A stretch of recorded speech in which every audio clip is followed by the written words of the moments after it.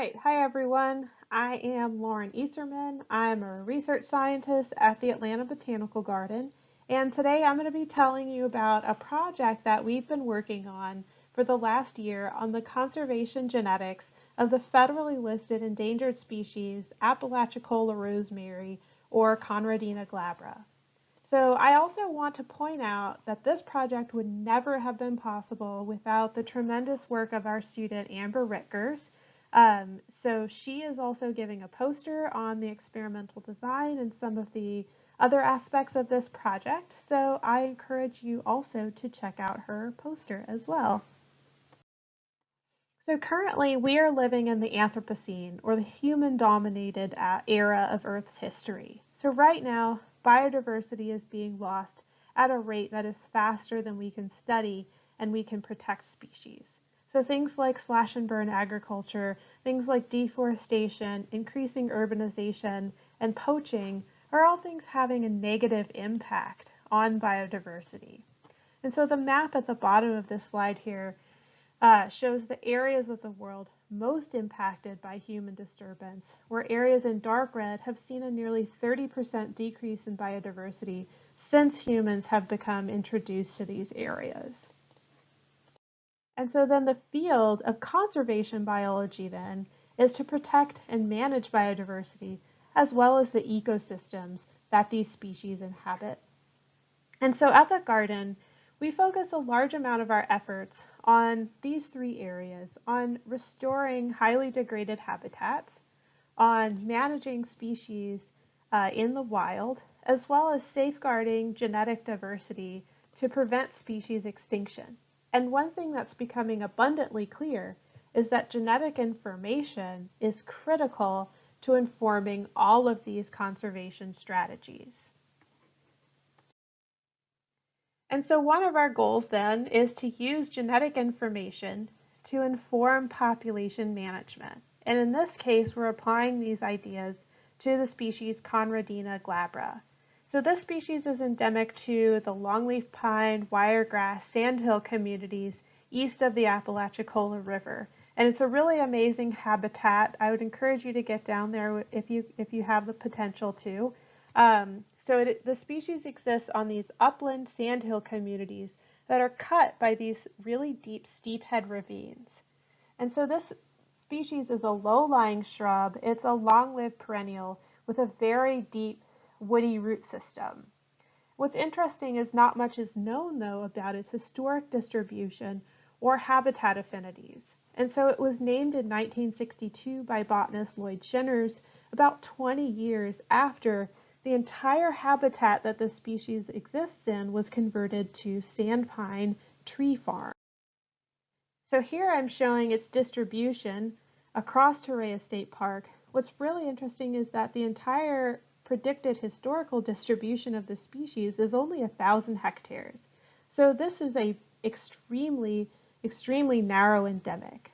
And so we know that this species exists on private lands to the east and to the south of the park, but these weren't areas that we could gain access to, so we focused our sampling specifically within Torreya State Park. And so right now, the entire area is under active habitat restoration by the Nature Conservancy. And just to give you a snapshot of what some of that habitat restoration looks like, on the left is a historic, pristine, longleaf pine, wiregrass, sandhill community. In the middle is a picture of what a lot of this area was transformed to in about the 1940s, where longleaf pine trees were logged, removed, and the entire area was planted with sand pines. And so this is what this area looks like pre-restoration. And then after, the Nature Conservancy goes in, clears the sand pines from the area, plants longleaf pine saplings, as well as wiregrass seed. This is what, on the right, is what the area looks like post-restoration. Is in these circles are little small Conradina glabra plants.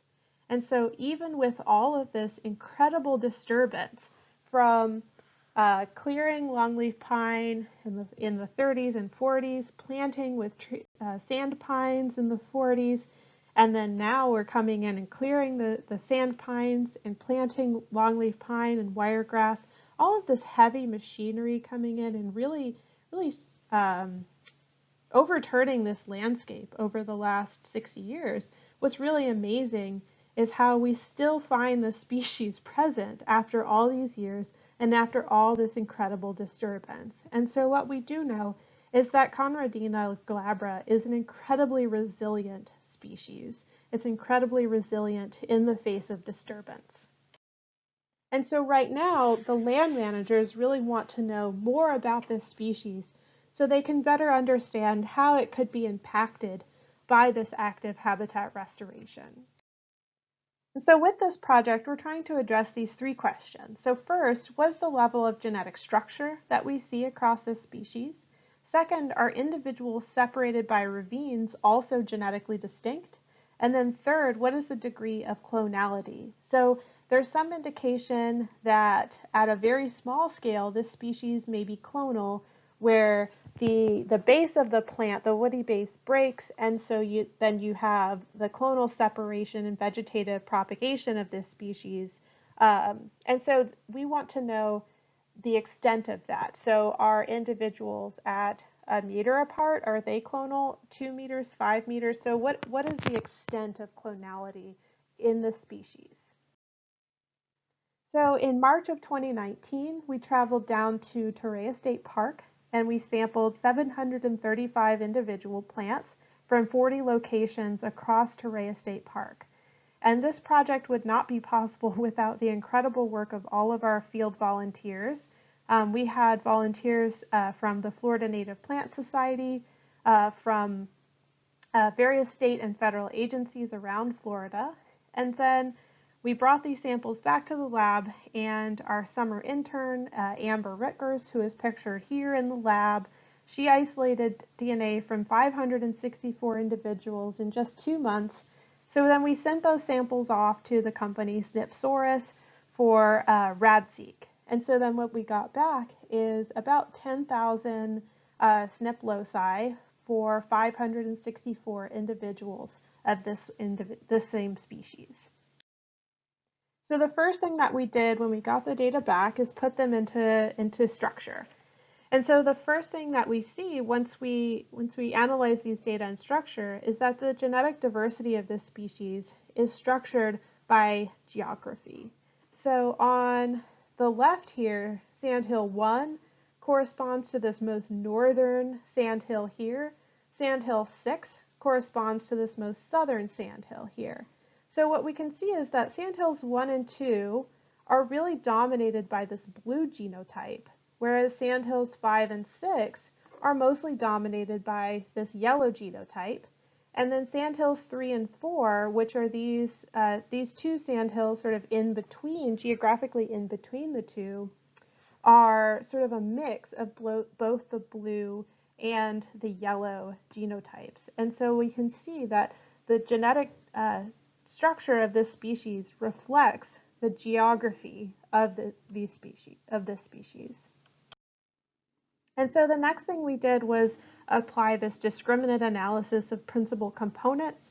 And so this analysis is similar to structure where you're trying to see which individuals correspond to which groups, but unlike structure where you have to predefine a set of clusters, with the DAPC analysis, it will actually just tell you the most likely number of clusters given the data that you input.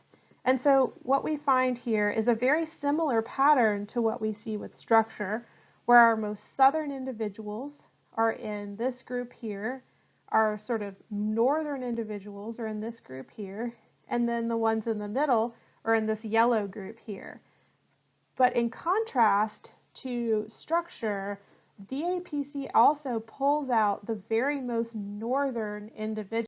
And so this small group here are all of the individuals from the most northern sandhill. And what's interesting is that this sandhill is very far removed from the rest of the Conradina glabra individuals. It's a little bit difficult to get to, so I think it's really wonderful that we were able to sample these individuals given the unique genetic makeup of these. And so finally, we put the SNP data into a concatenated RACS-ML analysis, and we basically just wanted to see whether individuals from the same sampling location are more closely related to each other than they are to everywhere else, and so, or any other sampling locations. And so what we actually do see is that individuals from within a single sampling location tend to be more closely related to each other than they are to individuals from other sampling locations, again reflecting that high degree of geographic structure to the genetic diversity. The other thing that we see from the results of this RACS-ML analysis is that individuals that we sampled less than a meter away from each other actually show the most similar genetic diversity, or show the most similar genetic structure to each other. And so what this actually tells us is that potentially these are either clonal individuals where pieces of one individual have broken off and form multiple individuals, or these are seedling recruits around one maternal plant. We can't distinguish between the two here, but we will be following this up with some explicit tests of clonality. And so what does this all mean for land management? So right now, the entire species distribution is under active habitat restoration, from sand pine farm to longleaf pine wiregrass habitat. And so our analyses suggest a high degree of genetic structure among individuals of this neuroendemic, with a pocket of more highly unique genetic diversity in the most northern area. So what we know is that we do need to follow this up with some spatially explicit discriminant analyses and some more formal tests for clonality, but currently it appears that clonality is very likely low in this species and only occurs on a sub-meter scale. And that finally, a thorough ex situ safeguarding guided by genetic information is necessary so that individuals could potentially be reestablished if the restoration activities cause any unforeseen mortality. And so with that, I would like to thank everyone who's been involved in this project. Our funding source, the U.S. Fish and Wildlife Service. I'm really grateful to Vivian Negron-Ortiz and Melody Ray Culp for their guidance with this project, all of my colleagues at the Atlanta Botanical Garden, and all of our volunteers from Florida DEP, Florida Forest Service, Jacksonville Zoo, and the Florida Native Plant Society, who helped out with the field collection of all of these samples. And with that, I'll take any questions. Thanks.